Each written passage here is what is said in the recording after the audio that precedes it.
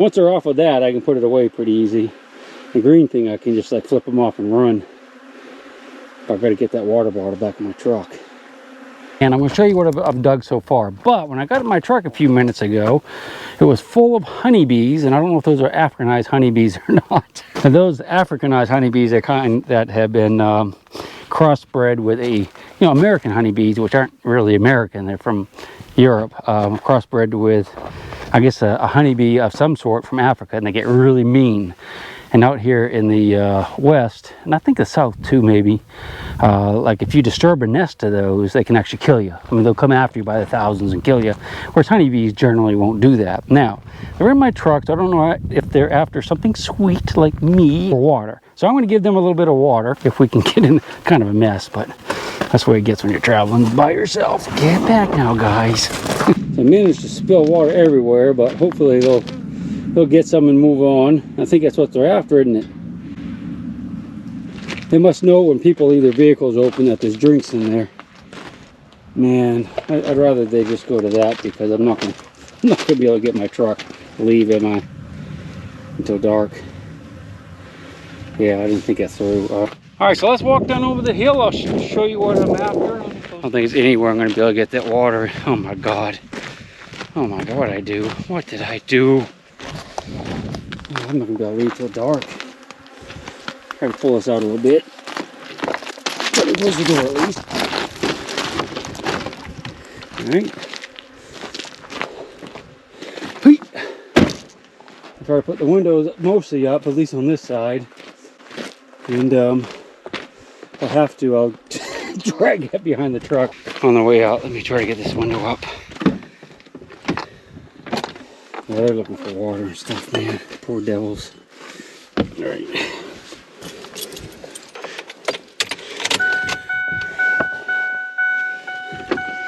The problem is they go back to the hive and they tell everybody where the water is. I'm gonna leave that down just a little bit. And they'll all come out here. That's what's happening. Once they're off of that, I can put it away pretty easy. The green thing, I can just like flip them off and run.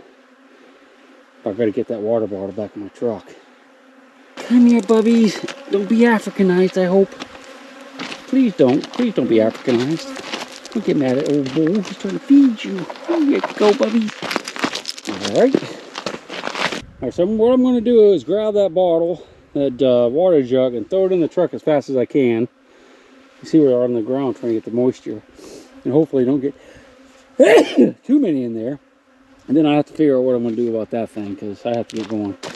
Alright, I'm going to turn the camera off, because I might have to run and scream like a frightened little girl if they start stinging me.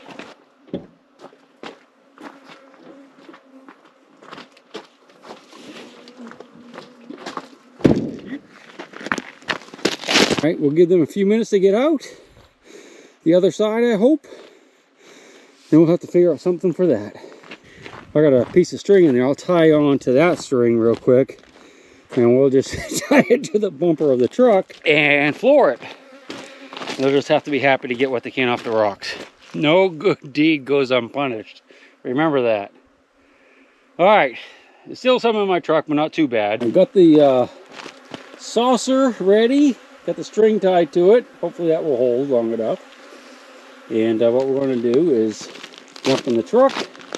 When I stop, they're all over me. I'm going to jump in straight off to the bumper. So when I jump in the truck, we're going to hit it, go down 100 yards or 2, 3, 4, 500 yards, stop and grab the gold pan, throw it in the back of the truck. There'll be some water on the ground for them. I feel bad for them because they're obviously very desperate for water, but I don't want to leave my gold pan out here for them. So I wish I had something I could leave for them. I also don't want to leave trash either. So let me think about that before I go. All right, here's what I'm going to do. I feel really bad about taking their water. So I got some, this is regular water, tap water. What I'm going to do is find a place in the rocks down here where I can dump some out. I'm not leaving like a plastic bowl out here because I feel bad about doing that. And if I wait long enough, they'll come by and they'll come visit me and they'll have some water to drink. They'll find it. Maybe just right here. I'll fill this up with water for them. And once one finds it, they'll tell the rest it's out here. And they'll have water for a while. There you go, bubbies. Look at that. There you go. All right, we'll give them a minute, make sure they can find it. They'll come find me and they'll find the water. All right, so I'm just going to hang out until they find me and then find the water. And then we're going to jump in the truck and take off like a bat out of, well, HE double hockey sticks. Had a little dum-dum one came over and looked at, but he flew off. All right, took them about 15 or 20 minutes, but you can see that they found the water. They're starting to drink. What we'll do is top it off for them, and once a couple of them leave, we'll take off. Back in the day, old timers, what they'd do is they'd put out sugar water for bees like that, and they would honeybees, and they would take, they'd find one, get one of those bees, and they'd mark it like with a little dab of paint. And then when it flew off back to the hive, they could time how long it took for him to make a return trip. Of course, noticing what direction he flew. And with that information, they knew about where the hive was, the wild hive, so they could go raid it. You know, it might be like half a mile to the west or something like that. I don't know what the calculations are, but they did. All right, I think they have enough. I think there's enough of them that figured it out. They'll be able to bring everybody back. And top it off for them.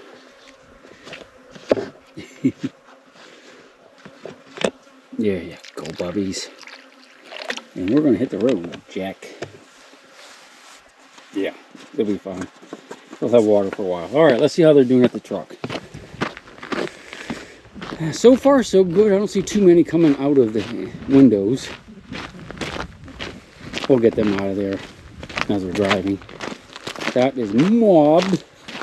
Look at it.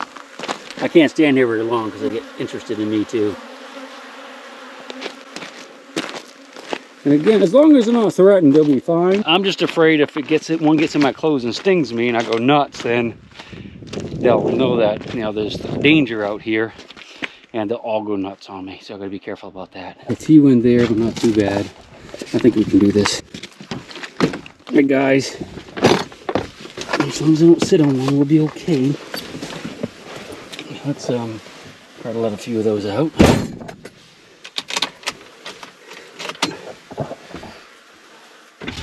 There you go. Out you go. The more we can get out now, the better. Alright. Do it. Wow. I feel evil, but it's something we have to do. I don't want to run over my thing. Hopefully the pan is dragging behind me somewhere. Yeah, oh, there it is. Yeah, it's coming. Woohoo! I'll show it to you in the mirror in a minute. Think the bees are off of it yet? I think so. Wouldn't it be cool if they were still following it? Not really. I figure if I leave the door open now, still bees on it. They'll, there was a bee on it. All right, let's get rid of that real quick. Throw it in the back of the truck and we'll keep going. And the ones that are in the truck hopefully will be flying out now. There you go. We'll let that just drag behind it for now. We'll get it later. And they should come out one by one as long as I don't sit on them. All right, I think we're good now. There we go. Put the windows down so they can all get out. We won't fly back in if we're moving. And I'll rock you until I go to sleep. She'll shake the coins from your pocket, take your gold chain and your locket. Mother Earth has no sympathy. She'll take the ring from your hand and bury it in the sand.